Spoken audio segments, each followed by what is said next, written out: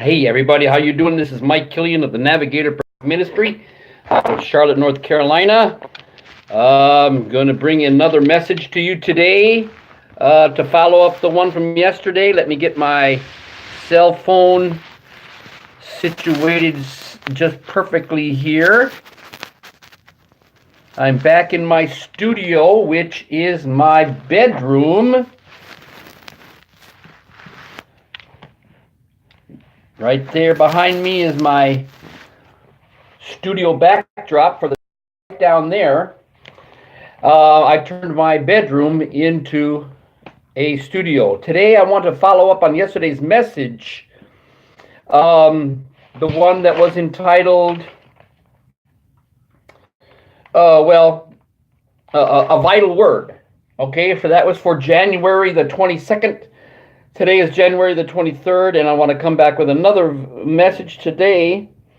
I'm someone, I do not claim to be a prophet. I do claim to be a teacher because I have a diploma on the wall from the University of Wisconsin that says I have a bachelor's degree in teacher education. Now that I can claim. Now I do not claim to be a prophet, although things prophetic have happened through me. And things apostolic have happened through me, but I do not carry the office, okay? If I was carrying the office of the prophet, everything that I say and decree would come to pass, okay? I'm not that. But today, I do want to proclaim a message of judgment. So today, the message is entitled, "We are under judgment, but..." Okay, we are under judgment, but, okay, there's always a but to it because the message of judgment speaks negative, okay? The thing that appears in public appears negative. The things going on out in our world and in our society appears to your naked eye to be negative, okay? But we know that there's always another side to the coin. The scrolls that was sealed with 7 seals was written on the front side and on the back side. So there's always another message in it. Any negative news of judgment that comes from God is dark. But for the God's people who live under the radar, it's good news, okay? So what I'm giving you is good news. If I tell you that our nation is under judgment because of its evil, that's good news, okay? That doesn't mean that it's applying to you, okay? So, today we are under judgment. We are under judgment for what reasons? Well, a lot of people have speculated on that. But I say, first and foremost, the first reason that we are being judged is because we have failed to stop abortions in our nation, the shedding of innocent blood. Okay? That if that's all we were of, that would be enough to squash us like a bug, okay? Then the second one is we have been allowing our enemies to live, work in our nation and subvert our nation's laws, our institutions, our churches, our courts, the media, schools, government agencies, and corporations, okay? Even social media has been perverted now, okay? Didn't take long for it to get perverted, did it? So that's what we're guilty of. Now, I've got something else down here. Who has infiltrated us? Well, we can start with the Marxists and the socialists and the communists and the Muslims. We can start there. And then we can say that the Zionist banking crime syndicate working together with the Catholic Church hierarchy, not the mass majority of the good Catholic people, but those that are in the hierarchy, okay? Working together. Islam, Catholicism, and Judaism are working together to bring down Christian society, okay? But our problem is that we have allowed it to go on because we don't have any backbone, okay? We don't have any backbone. Also, we have been, the third reason, we have been soft on crime. We've allowed the drug gangs, the drug traffickers, the human traffickers, the sex traffickers, and the organ traffickers, the human organ traffickers, to run rampant in our nation and in the world. Okay, so we are under judgment for all those things, but we have been given a short space of time, a reprieve, so to speak, where Donald Trump has come to office, and he's doing a lot of great things against this cabal, this crime syndicate, this onslaught of the devil, to turn things away and sort of cause things to die down, to allow us a short space of time to prepare for the inevitable judgment and dark day down the road. Okay? Now, we hear in the book of Revelation, in Revelation 10, it talks about silence in heaven about the space of a half of an hour. Okay? You're right in the middle of the judgments in book of Revelation, and all of a sudden, there's a timeout, sort of like a halftime of the football game. Okay? What's going on during that time? Okay? Now, it's a time to prepare, and that's why God brought Donald Trump. God brought Donald Trump to office. The first thing he did, well, it wasn't him that did it because he hadn't been in office yet. He had been elected, but not, he had been declared the winner, but not inaugurated. But his advisors in the military went straight to California and started to round up the pedophiles of the sex trafficking industry. And that happened even before Inauguration Day. Donald Trump was brought to office, and it stopped an evil, satanic agenda started by the Rothschilds, Rockefellers, and the 13 Illuminati bloodline families, but they had a 16-year plan that began with Barack Obama and was to continue with Hillary Clinton. And under Hillary Clinton, she was going to complete the 16-year plan to destroy Christian society and destroy capitalism and destroy the United States. Thank God that God stopped that, because here we are 2 years later, we would already be conquered if Hillary Clinton had been elected. In the meantime, Donald Trump is cleaning the swamp, and that's giving a black eye to Satan's plans. It's delaying Satan's plans, and he is ticked off. But there will be a dark day of terror and horror to occur, probably starting this year, because 2019, what do I call them? Deep state? What do I call them? Evil army? Whatever it is. The conspirators against Christianity have stepped up. Right now it doesn't seem to be completely physical, but it's going to get completely physical. All right, let me read my notes here. God has raised Donald Trump, God, to supervise and manage the of reprieve. And during this time, We are to get ready for a dark day when things are going to get shut down, beginning with the economy.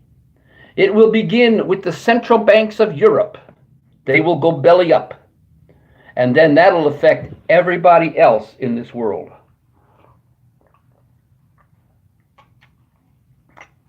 That banking system in the whole world. And the currency is going to crash.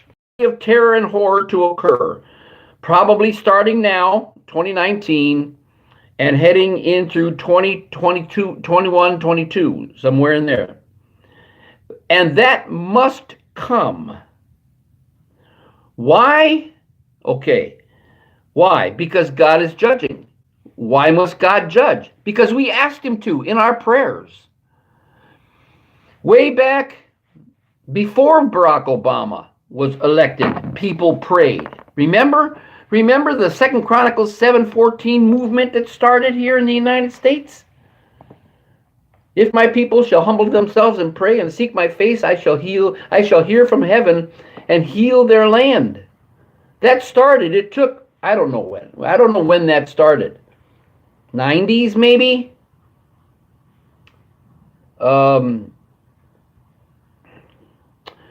And it started, it really got jumped up when Obama came to office, 2008. Okay? Then his reign, his rule was over in 2016. So that's an 8-year period where people have been praying. And what have we been praying? We've been praying for a reversal, that evil people would get out, that evil people would be dealt with. So God sends us a man, an apostle, a man doing an actual apostolic work, tearing down false altars, tearing down crime syndicates, gangs, the human traffickers, the pedophiles, and those that are corrupt in our government and in other governments throughout the world. And he's cleaning up the swamp. But that is going to be temporary. Okay? Let's hope that he does not get taken out. Let's hope that he is able to finish an 8-year term, 2 4-year terms. And that goes to, what is it, 2024? And in this period of time, you and I are supposed to get, we are to wise up and rise up in our preparations for what's to come. Remember, God said, as it was in the days of Noah, so shall it be in the days of the coming of the Son of Man. What happened? God built an ark. God had a man build an ark, and he put that man in that ark as protection for the day of judgment. Same thing in our day. God is building an ark of safety, and that is our relationship with God. Our relationship is our ark of safety. Okay? So God is judging. God is also thinning the herd. This judgment is going to weed out the tares out of the wheat. If you'll remember the parable of the parable of the tares out of the wheat, phase 1 is to bind the tares in bundles and burn them. That's your great tribulation. Then phase 2 is the true survivors of that tribulation. The faithful remnant is gathered into his barn. Okay? So right now, we are now coming into that time where the tares are being gathered and burned.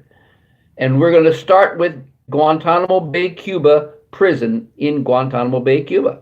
Okay? God is also exposing evil and good. A lot of times the evil looks just like us, walks like us, talks like us, acts like us. And we can't tell the difference. Okay? And in this, we are being judged because we have been so naive. You understand that? We have been naive. We have been good little Christians that didn't even think little evil about anybody. Okay? We just thought about all kinds of love, and they will know we are Christians by our love, by our love. They will know we are Christians by our love. Kumbaya. That's the kind of Christians we have been, and that's not what Joshua was. Joshua carried a sword. So God is exposing the evil from the good, making it obvious who is on what side. And also God is preparing his Gideons, his mighty men, and his Joshuas. We are going to be taking this system down. The first example of that is the pedophile network in California was actually arrested, rounded up and arrested by soldiers. Flesh and blood soldiers, not angels. Soldiers. And that's going to happen. Okay? It's going to happen in the literal realm.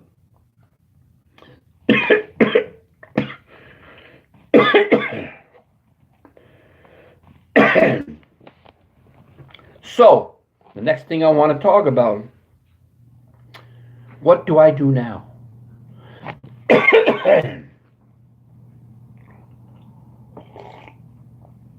What do we do about it? What do we do in this time of reprieve,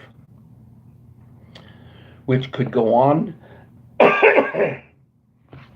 until 2024?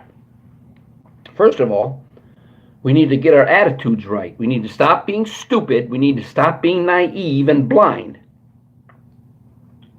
We need to stop letting evil push us around. We need to be sober and serious. Okay?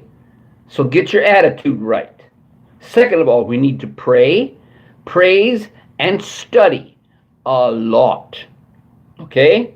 A lot of you people are going to get washed out. You're going to get washed out when the flood comes because you're expecting your pastor to do all your studying for you and just give it to you in a capsule on Sunday. You are going to make your bed in hell for that, okay? Because you're lazy. You lazy Christians out there, and you know who you are. You are lazy, and you're not going to make it. So make your funeral arrangements. But God is looking for faithful overcomers, faithful that do what they're supposed to do and get with God in prayer, in praise and worship, and in study. Also, being fruitful in your calling. Fruitlessness is going to get you killed. Remember what he did to the fruitless fig tree. He cursed it. You might be a cursed Christian if you don't do what I'm asking you to do right here. I'm laying it out, and I've got scriptural basis for all this. So be fruitful in your calling. Then believe God's promises at face value like a little child. Stop ignoring what the Word says. Stop dismissing it like it doesn't mean anything. You've got to get serious with God's Word. He means what He says. Next, become like a little child and lean on your daddy. That's important. Lean on your daddy. Become like a little child, lean on your daddy. Next, be patient, knowing God is orchestrating all things. Okay? So, what is God doing? He's judging, He's thinning the herd, or He's separating, and He is exposing evil and good. He is preparing His Gideons and his Joshua's and David's. And what are we to do about it? We are to be sober and serious and apply that to our praise and worship and prayer and study. We're to be fruitful in our calling, because fruitlessness will get you killed. We must believe God's promises at face value like a little child. Stop arguing with God. Stop reasoning with God. Take it at face value when he says, ask as if you have received and you shall have it. He means it. I stand here as a testimony. There was a time I had to put my big brain on the shelf and say, okay, my arguments and my debates are all over now. Okay? I'm not going to argue with you at all, God. And he began to orchestrate everything in my life.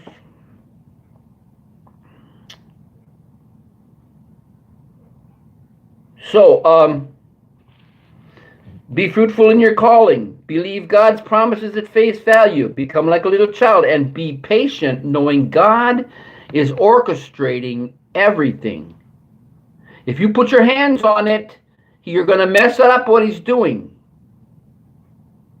All right? So that is my message for today. We are under judgment, but we are in a short space of time as a reprieve, because God is honoring our prayers, like in 2 Chronicles 7:14. Okay? We're headed for some dark days. We're headed for some tumultuous days. We are headed for scary days over the next 1 to 6 years. And so, it's time to get sober, and it's time to do what you're called to do, and you know what you do. If you don't know what to do, I doubt that you are even born again. All right? All right. Now, I want to leave on a positive message. May the Lord bless you and keep you. May the Lord cause his countenance to shine upon you. May the Lord's anointing rest upon you and grow on you day by day, and may you walk in spoken word creation. Did you get that? Spoken word creation. I pray the spoken word creational ability. The ability to create things with your mouth as you pray in the will of the Lord. Okay? If you don't have power in your mouth, you need to get born again. Okay? So that's my message for today. Semper Fi, which means ever faithful in the Lord. Now, what I need for you to do is give me a thumbs up and subscribe and tell them all of your friends about me and this message on YouTube, which is under my name, Mike Killion, Killion, and I need you to get them to subscribe, because it's time to get the word out, brothers and sisters, and that's my word for today.